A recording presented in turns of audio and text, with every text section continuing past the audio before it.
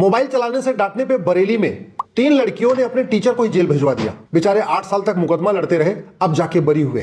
Teacher का नाम था विवेक जौहरी, मैथ पढ़ाया करते थे। 3 लड़कियां थी जो 8वीं में पढ़ती थी और घर से वो मोबाइल लेके आती थी। विवेक जी ने उनको डांट दिया, मोबाइल मत चलाओ, क्लास में बैठो, पढ़ाई करो। उन्होंने जाके अपने घर में बता दिया कि हमसे छेड़छाड़ करते। माता पिता ने ज्यादा पूछताछ करने की बजाय, ज्यादा जांच करने की बजाय सीधे सीधे मुकदमा लिखवा दिया और विवेक जौहरी को पॉक्सो में जेल भेज दिया। 8 साल के बाद अब बेचारे वो बरी हुए। 8 साल तक उन्होंने पारिवारिक अपमान झेला, सामाजिक अपमान झेला। रिश्तेदार नातेदार भी सोच रहे थे कि विवेक जौहरी ने क्या पता ऐसा किया हो। मैं तो भगवान को धन्यवाद दूंगा कि विवेक जौहरी इतने मानसिक रूप से मजबूत थे कि वो कोर्ट में मुकदमा लड़ते रहे, उन्होंने आत्महत्या नहीं किया। सेम एग्जांपल प्रयाग, विष्णु तिवारी, उनके खिलाफ पॉक्सो का आरोप लगाया, छेड़छाड़ का आरोप लगाया, बलात्कार का आरोप लगाया, SC/ST एक्ट उसमें लगा दिया। 20 साल तक जेल में रहे। 20 साल के बाद सबूत के अभाव में भरी, क्योंकि पूरा केस झूठा था। फर्जी SC/ST के केस, फर्जी छेड़छाड़ केस, फर्जी बलात्कार के केस, फर्जी दहेज के केस, और इसके कारण भारत में हजारों की संख्या में लड़के और पुरुष आत्महत्या कर रहे हैं। आज ही मेरे पास बुलंदशहर से घटना आई है। वो लड़की एक्सटॉर्शन कर रही है, फोटो खींच लिया, साथ में दोस्ती करने का, यारी करने का, घूमने टहलने का। पहले उसने आईफोन खरीदवा लिया, फिर कुछ और पैसे ले लिए। अब कह रही है कि नहीं 1 लाख रुपए दो तब तुम्हारा छोड़ूंगा, नहीं तो हम तुम्हें हंगामा करेंगे। जाके लड़के के साथ हंगामा कर रही है,